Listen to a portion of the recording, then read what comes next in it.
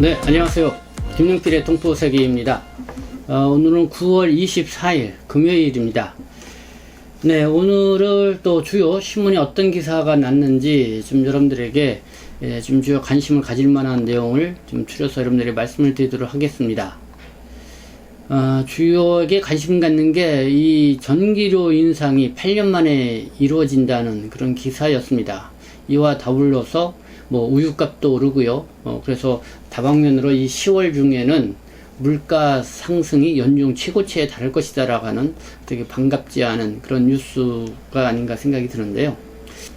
네, 매달 전기료가 인상이 됩니다. 이 4인 가구 350km 기준 1,050원씩 이렇게 오른다고 합니다. 그래서 이번 전기요금 인상은 다른 공급 요금 인상과 이 제조업 원가에도 영향을 미쳐서요, 이 물가 상승 압력으로 작용할 것이라고 이렇게 보도를 하고 있는데요.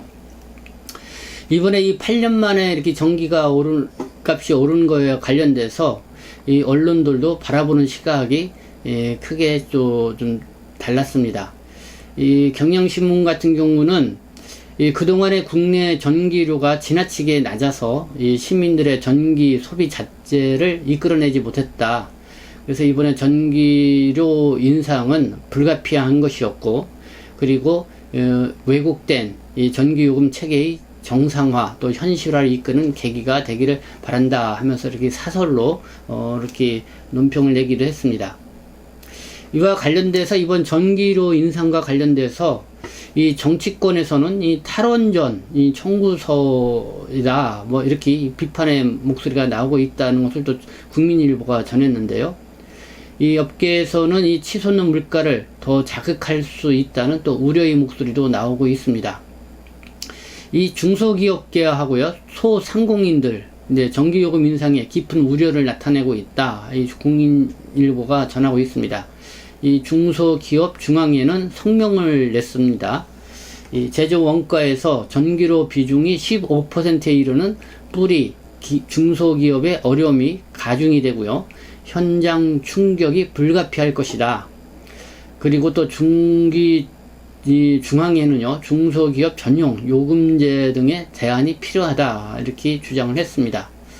아무래도 이 전기 요금이 올라가게 되면은 이 전기를 사용하는 이 기업체가 많이 사용하죠. 그렇기 때문에 이게 원가로 가산이 돼서 이 물가 상승의 원인이 될 것으로 이렇게 보입니다. 네, 전기료 인상뿐만 아니라 이 우유값 인상된다는 뉴스도 눈에 띄었습니다. 이 서울 우유가요, 내달부터 우유값이 5.4% 오른다고 합니다. 이 우유 가격이 오르면은 우유를 사용하는 뭐 과자와 빵 등 관련 제품 가격도 잇따라 오를 것이라는 것이죠. 이번 가격 인상은 2018년 이후 3년 만에 오르는 것이라고 합니다. 그래서 이 부자재 가격, 물류 비용, 인건비, 생산 비용 증가 등이 원인이 돼서 이 불가피하게 이 서울 우유가 우유값을 올리게 됐다. 뭐 이런 설명도 있습니다. 이외에 뭐 교통, 가스비도 인상 압박을 받고 있다. 그래서 10월 달이면 물가 상승률 연중 최고에 오를 가능성이 있다. 이렇게 서울신문이 또 보도를 했습니다. 네, 이 코로나19로 인해서 어려움을 겪고 있는 이런 상황인데요. 이렇게 전기료, 또 우유가 비롯해서 또 교통, 또 가스비 이런 게 이제 동달아 오르게 되면은 상당히 이 서민들뿐만 아니라 중소기업, 소상공인들의 이 전기요금 인상에 따른 어려움이 또 가중될 것으로 우려가 됩니다. 두 번째 뉴스는요, 네, 추석 연휴가 끝났습니다. 뭐 추석 연휴 되기 전서부터 또 우려됐던 부분이 있었죠. 이 코로나19 확진자가 이 추석 연휴가 끝나면은 3,000명대로 국내 코로나19 확진자가 늘 것이다. 뭐 이 우려가 있었는데요. 글쎄요, 이게 이제 현실화되는 건지요. 이 오늘 날짜를 보니까 2,300명 안팎이 이 최대 규모로 이렇게 지금 확진자가 늘어났다는 이런 뉴스가 떴습니다. 이 추석 연휴가 끝나자마자요, 이 신종 코로나 바이러스 감염증 확진자가 폭증을 했다는 뉴스. 네. 어제 23일 기준입니다. 이 방역당국에 따르면은 23일 오후 9시 이 코로나19 신규 확진자가 2,168명으로 잠정 집계됐다 이렇게 보도가 됐고요. 지난달 10일 최다 확진자 2221명과 비교를 하면 불과 50여 명의 차이다. 그러나 24일 발표될 0시 기준 확진자 수는 사상 최대인 2300명 안팎에 이를 것으로 전망된다. 이렇게 보도를 하고 있습니다. 그러면서 이 서울 이 시내에 거주하고 있는 외국인 5,768명이 코로나19에 감염이 됐다. 그래서 전체 2.1%를 차지하고 있다는 뉴스도 나왔습니다. 이 방역 당국에 따르면은 특히 영등포구, 구로구 등 외국인이 많이 거주하는 구를 중심으로 공사장 등에서 확진자가 꾸준히 발생하고 있다. 이에 찾아가서 선별진료소를 통한 외국인 대상 자율접종 추진, 찾아가는 접종팀 등을 운영해 접종률을 높여 확산세를 줄이기 위해 노력 중이다. 이렇게 설명을 하고 있습니다. 이 조선일보를 보니까요, 국내 외국인 확진자가 2만 명을 돌파했다는 뉴스를 전했습니다. 그래서 1차 접종자는 50%를 밑들고 있다. 이런 뉴스인데요. 국내 체류하고 있는 외국인의 코로나19 확진자가 2만 명을 넘어섰다. 특히 국내 4차 대유행이 시작된 지난 7월부터 외국인 확진자가 대규모로 증가한 것으로 나타났다. 이 지역별로 보면은요, 수도권에 많이 집중한 것으로 나타났습니다. 이 서울이 5,046명, 경기도가 8,509명, 인천이 1,311명.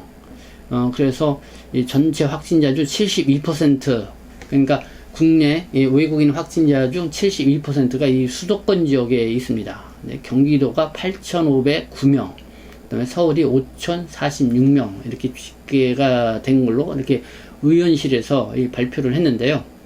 이 시군 구별로 보면은요, 서울은 구로구가 897명, 영등포구가 598명, 용산구가 443명 순이었고요. 경기와 인천은 안산시가 1468명, 화성시가 1073명, 평택시가 1014명, 연수구 482명, 부평구 269명, 미추홀구 128명 순이었습니다. 이렇게 해서 이 중국 동포뿐만 아니라 외국인들이 밀집 거주하고 있는 지역을 통해서 이렇게 다수의 이 코로나19 확진자가 발생하고 있다는 것을 통계로 알 수가 있는 것 같습니다. 이에 맞물려서 경기도 화성시요, 이 서부권 외국인 고용기업체를 대상으로 진단검사 행정명령을 내렸다는 소식도 떴습니다. 이 경기도 화성시는 남부권에 이어서 서부권 소재 외국인 고용 기업체를 대상으로 코로나19 진단검사 이행 행정명령을 발동했다. 오늘 24일로 이렇게 발표했다고 밝혔습니다. 그래서 기간은요, 9월 27일부터 10월 17일까지이고요. 경기도 화성시의 이 봉담읍, 남양읍, 매송면, 비봉면, 마도면, 송산면, 서신면, 정남면에 소재한 이 100인 미만 고용기업체 중 1인 이상 외국인이 근로하는 기업체의 대표와 내국인, 외국인 근로자 전원이 코로나19 PCR 검사를 받아야 한다. 이렇게 안내를 하고 있습니다. 그래서 이 코로나19가 아주 이 추석 연휴 끝나고 나서요, 많이 급정적으로 늘어나고 있는 추세가 된 것 같습니다. 그래서 여러분들이 더 각별히 좀 주의를 해야 될 그런 시점이 아닌가 생각이 듭니다. 네, 세 번째로 전해드릴 뉴스, 이 탈북자와 관련된 뉴스인데요. 이 탈북자를 무시를 해서 못 살겠다 해서 월북을 시도하려던 이 탈북 여성이 붙잡혔다는 그런 뉴스입니다. 이 동아일보가 보도를 했습니다. 이 한국 사회에 적응이 힘들다며 이 통일대교를 넘어서 월북을 시도한 여성이 경찰에 붙잡혔다. 경기 북부경찰청 안보수사대에 따르면은요, 국가보안법 위반 혐의로 60대 여성 A씨를 조사 중이라고 밝혔다. 경찰에 따르면은 이 A씨는 9월 13일 오전 3시경 경기 파주시 문산읍 통일대교 남문 인근에서 가방을 메고 월북을 시도를 했다. A씨는 임진강 인근에서 근무를 서던 군인에게 적발돼 경찰에 넘겨졌다. A씨의 가방에는 이화나, 중국 돈이죠, 또 현금과 비상식량이 담겨 있던 것으로 알려졌다. 이 A씨는 2015년도에 탈북을 한 걸로 이렇게 알려지고 있습니다. 그러면서 이 남한 사회가 탈북자를 무시하는 경향이 있어서 생활이 쉽지 않았다. 도저히 살 수 없었다. 이렇게 경찰에 진술한 것으로 알려지고 있습니다. 그래서 경찰은 이 A씨의 거주지 관할 경찰서인 충남 보령 경찰서 신변보호관에 A씨를 인계해서 조사를 이어갈 방침이다. 이렇게 밝히고 있는데요. 이 경찰 관계자에 따르면은 A씨의 과거 행적과 탈북 준비 여부 등을 따져서 이 국가보안법 위반으로 입건할지 검토할 예정이라고 말하고 있습니다. 이 국가보안법 제6조는 월북을 하거나 시도한 자를 처벌하도록 규정하고 있다. 이렇게 나와 있습니다. 네, 이 탈북하신 이 탈북 동포들도 이 한국에 와서 여러 가지 뭐 차별로 이 시달림을 당하시는 것 같습니다. 그러다 보니까요, 이렇게 다시 북한으로 어렵게 탈북을 했을 텐데 다시 북한으로 월북을 시도하다가 적발돼서 국가보안법에 의해 이렇게 조사를 받고 있다는 그런 뉴스고 좀 눈에 띄어서 여러분들에게 전해드렸습니다. 네, 뭐 이외에도 오늘 뭐 물가 상승과 관련돼서 여러분들에게 방송을 드렸는데요. 임대차 보호법, 네, 벌써 전 시행된 지 1년이 됐는데, 이 서울의 전셋값이 뭐 평균 1억 3,500만원씩 올랐다는 그런 뉴스도 나오고 있습니다. 네, 뭐 정부는 뭐 여러 가지로 뭐 좀 소상공인이라든가 또 여러 가지 국민지원금이라든가 뭐 돈을 펑펑 써가면서 뭐 지원을 해주고 있지만은 더불어 또 이렇게 세금도 오르고요. 그리고 이 물가도 오르고 있는 이런 상황입니다. 네, 그래서 참 이 코로나19에 우리들의 생활이 점점 더 어려워지지 않을까, 뭐 여러모로 걱정이 크게 다가옵니다. 특히 이 국내에서 체류하고 있는 외국인 신분으로 생활하고 있는 이 동포 여러분들의 삶이 더 어려움을 겪지 않을까 또 우려되기도 하는데요.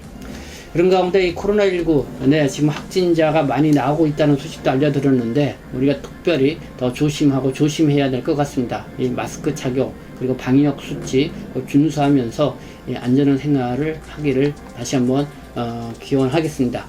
네, 9월 24일 오늘의 뉴스 브리핑 해드렸습니다. 감사합니다. 저는 동포세계시민대표 편집장 김용필이었습니다.